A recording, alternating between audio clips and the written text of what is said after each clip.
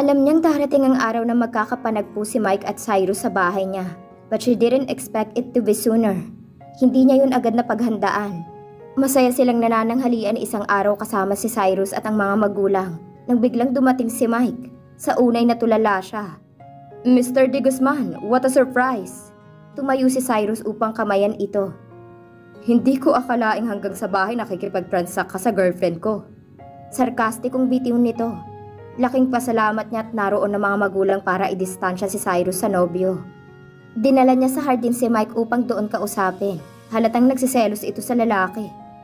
Kaya pala nagpupumilit siyang ikaw ang maging ahente niya.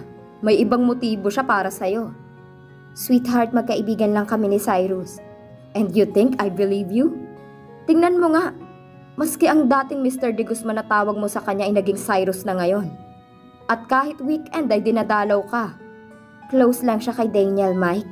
Yun pa. Kinukuha niya ang loob mo sa pamamagitan ng pakikipaglapit niya sa anak at mga magulang mo. At ikaw naman dalang-dala ka. Dahan-dahan ka sa pagsasalita mo, Mike. Hindi niya naawat ang lalaki. Bakit, Pia? Dahil ba mas mapera sa akin ang lalaki na yon? Kaya willing-willy ka sa pagdalaw niya? That's not true. Ibang sinasabi ng mata mo.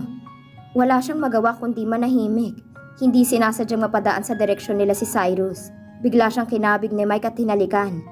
Wala sa loob na naitulak niyang lalaki. Kita mo na, may gusto ka rin sa kanya. I should have known better, Pia. I almost forgot. Maaga ka nga palang nabuntis dahil sa kahinaan mo. Masyado ka kasing mababa. Sumusobra ka na, Mike. Umigkas ang kamay niya upang sampalin ng lalaki. Hindi pa tayo tapos, Pia. You cannot get rid of me that easy. Akin ka lang.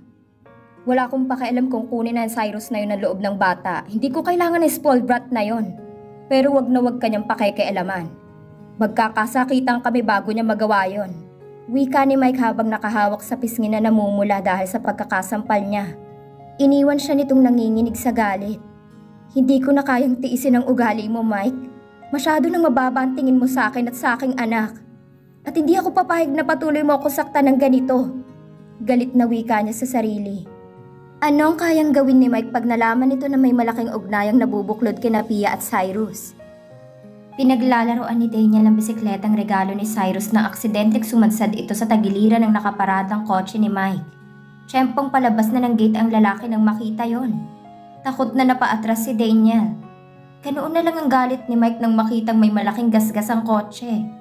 Dinaklot nito ang bata sa balikat at sinampal.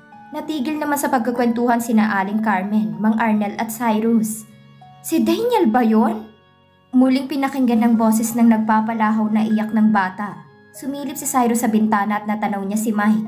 Hawak-hawak ang bata at sinasaktan. Humanda ka sa akin, lalaki ka. Dali-dali siyang lumabas at galit na galit sa nasaksihan. Kasunod nito ang dalawang matanda at si Pia. Bitawan mo ang bata! Galit na sigaw ni Cyrus. Natigil naman si Mike sa pananakit nito. Kumawala si Daniel at nagtatakbo tungo sa ama. Doon ka muna sa lolo at lola mo, anak. Sumunod naman ito agad. Ako ang harapin mo at hindi ang walang kamalay-malay na paslit. Sa akin ka galit, hindi ba? Nandito ako. Hinahamon kita, Mike. Ilang sandaling nagsukatan ng tingin ng dalawang lalaki. Abot-abot naman ang tahip ng dibdib ni Pia. Tama na yan. Umuwi ka na, Mike. Nagngingit-ngit pa rin si Mike. Ginalusan ng pasaway na batang yan ang kotse ko. Hindi pasaway ang anak ko. Hiyaw ni Cyrus na halatang nagtitimpi lang. Hanggat maaari ayaw nitong makita ng anak kung paano makipag-away. Hindi lang pala yung bata ang may tama, pati ang lalaking yan. Nakuha pa ni Mike na magtawa. Anak mo si Daniel? Nahihibang ka na nga. Ubus na ang pasensya ni Cyrus ng sandaling yon. Sumugod ito at pinagsusuntok ang lalaki. Walang labang napahiga sa kalsada si Mike, ngunit hindi pa rin ito nasiyahan. Kahit nakahandusay na inuundayan pa rin ito ng suntok ang lalaki. Bigla namang natauhan sa pagkakatulala si Pia sa nangyayari. Tama na! Namagitan na ang dalaga sa dalawang lalaki. Ibinangon niya ang nobyo. Parang awa mo na, Cyrus. Tama na! Baka kung anong magawa mo sa kanya. Pakiramdam niya ay sa kanya na baling ang lahat ng galit nito. Matalim ang bawat titig na ipinukol nito sa kanya. Ang anak na natin ang sinaktan ng lalaking yan. Tapos nakuha mo pang ipagtanggol ang lalaking yan? Alam niyang masama ang loob ng mga magulang. Umalis ang mga ito kasama si Cyrus at Daniel. Hirap na hirap siyang ipasok sa bahay ang halos walang malay na nobyo. Pagkatapos ng ilang oras ay nahimasmasan si Mike. Are you alright? Alam mo nang hindi, nagtatanong ka pa. So totoo pala. Ang alin? Na anak ng lalaking yun si Daniel? Marahan siyang tumango. Napahalakhak naman ng malutong si Mike. Pero walang nagbago, Mike. Ikaw pa rin ang pakakasalan ko. Tapos na ang lahat sa amin. Kung gusto mo ilalayo natin si Daniel sa kanya. Lalong lumakas ang hagalpak nito. Nahawa ka na rin yata sa kabaliwan ng lalaking yun. Ano ka ba, Pia? Dapat ay matuwa ka. May mapag-iiwanan ka na kay Daniel. Pwede na tayo magsimula ng sarili nating pamilya. Hindi makapaniwalang umatras si Pia. You're such a heartless, arrogant Mike. Umaasa akong matatanggap mong anak ko. Pero umasa pala ako sa wala. Binuksan niya ang pinto. Umuwi ka na. Saka na lang tayo mag-usap. Nang mapag-isay na sa bunutan niya ang sarili. Indeed, she was a fool. A fool to love a man like Mike. Ngunit mahal pa nga ba niya ang lalaki? Sa kabila ng nangyaring engkwentro sa bahay na yon, hindi napigilan ni Pia si Cyrus na dalawin ang bata. Madalas pumupunta ito roon para sunduin si Daniel. Walang kibong darating, walang kibong aalis. They are mere polite strangers. Hindi niya alam, pero natatagpuan niyang sariling nasasaktan. Sinanay ni Cyrus sa luho ang anak. Walang araw na hindi ito binibilhan ng bagong damit o laruan si Daniel. Nagulat siya isang araw nang ibigay nito sa kanyang educational plan ng bata. I hope you're not buying him away from me. Seryoso niyang sambit sa lalaki. Hindi porket binubusog mo siya sa material na bagay ay may karapatan ka nang kunin sa akin ang anak ko. Galit siyang hinarap ni Cyrus. Dahan-dahan ka ng pagsasalita. Wala akong hinahabol. Pero kung ipagkakait mo sa akin ang bata, mapipilitan ako. Handa akong gawin ang lahat para sa ikabubuti ng anak ko, Pia. Seryoso na saad ni Cyrus. Nakasanayan na ni Pia ang tumanggap ng pasalubong kay Cyrus sa tuwing dadalaw ito sa anak. Kahit ano pang bitbit nito para sa kanya, palaging may kasama yung bulaklak ng rosas. Subalit mula na magtalo sila'y hindi na yun naulit. Ngayon ay naroon na naman ito. Dala ang napakaraming paper bag, pero lahat ay para lang kay Daniel. Nagustuhan mo ba? Opo, Daddy. Ang gaganda lahat. Niyakap ito ng bata, tanda ng pasasalamat. Alam mo, Dad, ngayon lang ako nagkaroon ng ganito karaming damit at laruan. Hindi niya natagalan ng tagpong yon. Tumalikod siya, tuloy-tuloy na pumasok sa kwarto. Bigla siyang napaluha. Pakiramdam niya ang bigat-bigat ng kanyang puso. Nagseselos ba siya? Kanino at paano? Kay Cyrus ba dahil unti-unting nababaling dito ang atensyon ng anak? O kay Daniel dahil dito na lang nakatuon ang pansin ng lalaki? Alin man sa dalawa, hindi pa rin tama.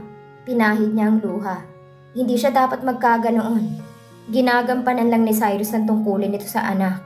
Hindi rin dapat na pagselosan niya ang bata. Wala na siyang kaugnayan sa ama nito. Saka lang niya napansin kanina pa kumakatok sa pinto ang lalaki. Pia, buksan mo ang pinto! Nagsusumamo ang tinig nito. Tila nag-aalala. Pinihit niyang seradura at pinapasok ito. May bitbit na kahon si Cyrus.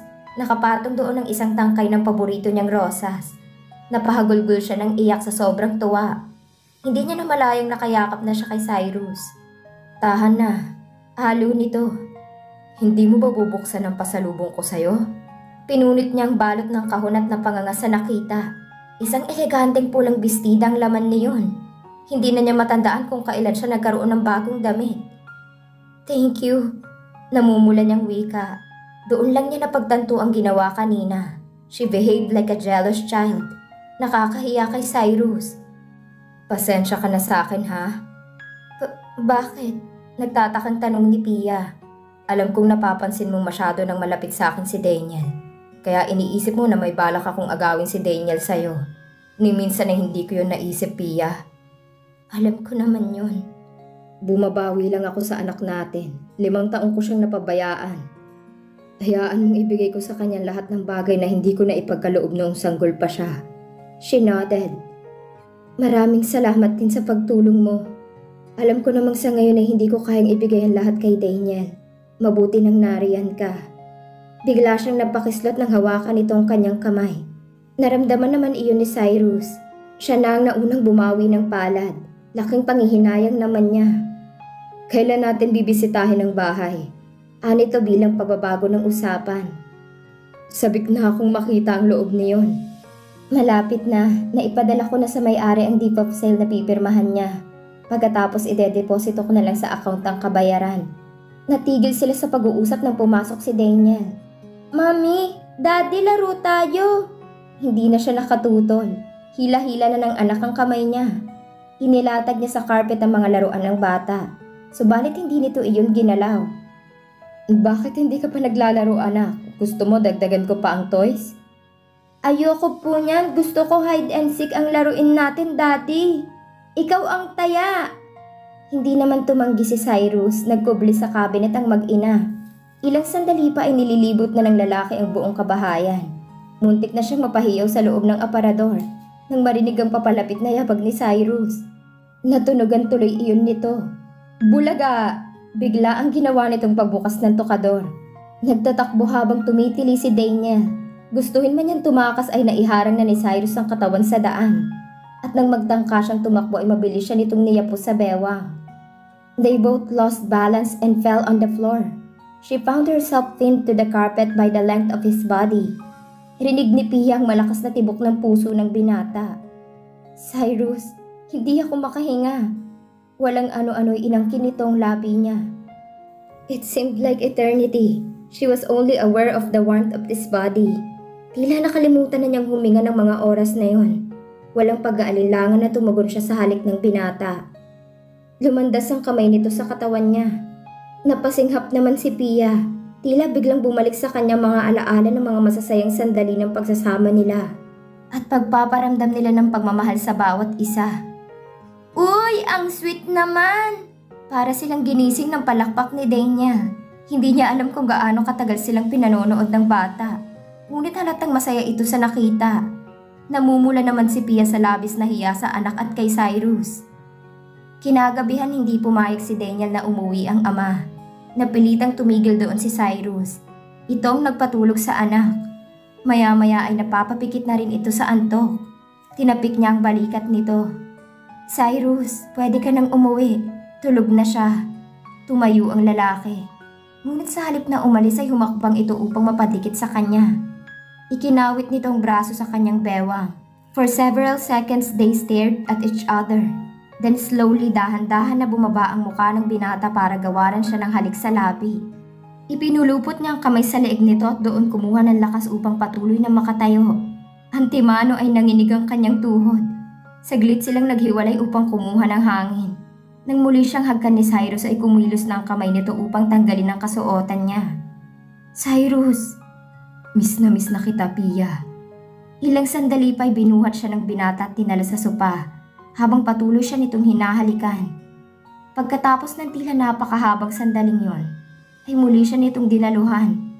Sabik na pinagpala ni Pia ang palad sa katawan ng binata. Ilang sandali habang dinarama nila ang init ng bawat isa ay nakarinig sila ng kaluskos. Mami!